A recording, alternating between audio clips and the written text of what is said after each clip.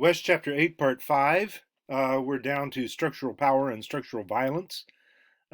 Structural purchasing power parity takes into account the lower cost of living. So if you make $120,000 a year in San Francisco, it's the same as making $56,000 a year in Cincinnati. You have the same standard of living, because of the cost of housing and food is so much higher in San Francisco. You just run that money through. So the people who live on $2 a day in extreme poverty are all at purchasing power parity. It is that bad. It's on us. We are the structure. It is what we make of it. Participation is not a choice. There's no you're not standing still on a moving train, right? If you're on that train, you're going somewhere. You're getting off. How we participate is our most important choice, um, and that's my encouragement to you.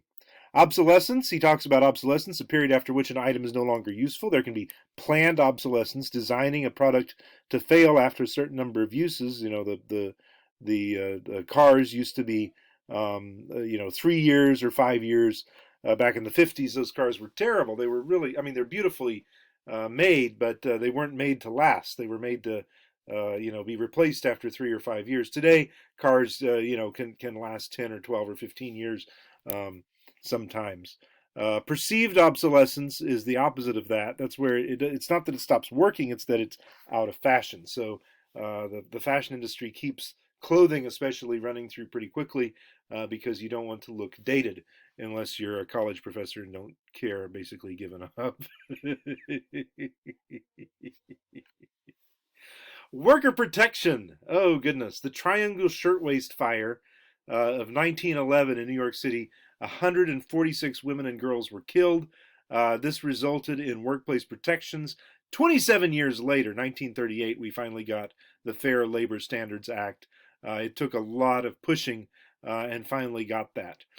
So the question is, in Bangladesh, are they doing similar pressure? 2010, almost 100 years to the day of the Triangle Shirtwaist Fire, we have a Gap factory fire that killed 27 women and girls. Then we had a garment factory fire in November 2012, also in Dhaka in Bangladesh. 117 killed, mostly women and girls.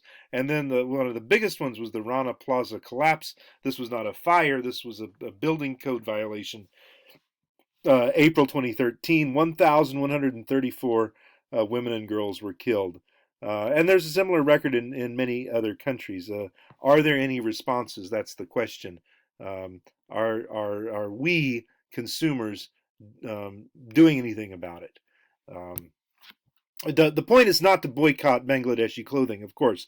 The point is to push the companies that are buying from these. These are all suppliers. They're independent subcontractors.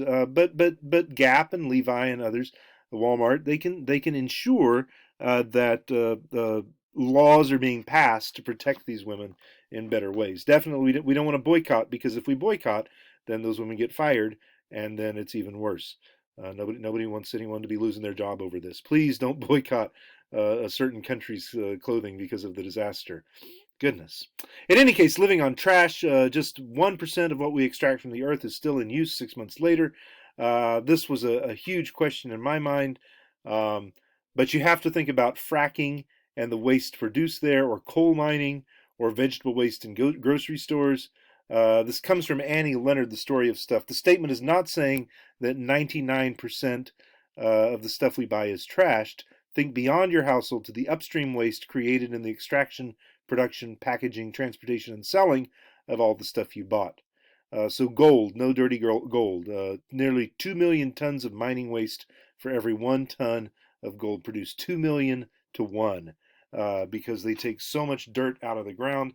Coal mining now in Kentucky is basically, they just demolish an entire mountain. They just go in there and grind up the mountain, and separate the coal from the rock, and put the coal on trains and stick the rock down in the valley. Now you have a flat place where there used to be a mountain.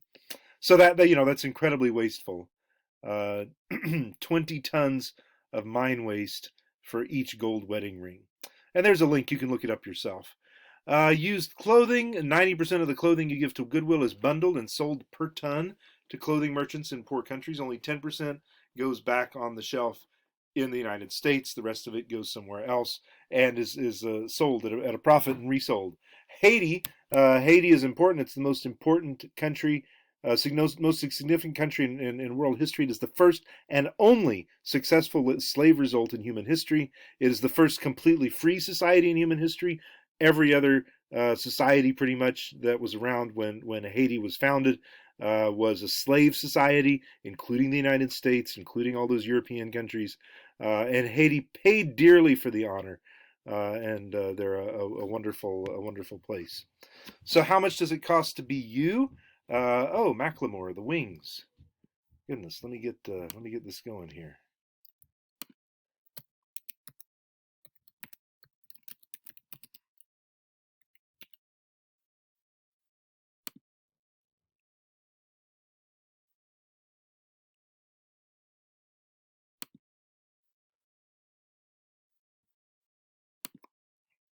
You know what? Rather than making you watch it secondhand, I'm just going to post the link and you can watch it yourself. I'm going to stop here at 6 minutes. Uh, go watch it on the next video.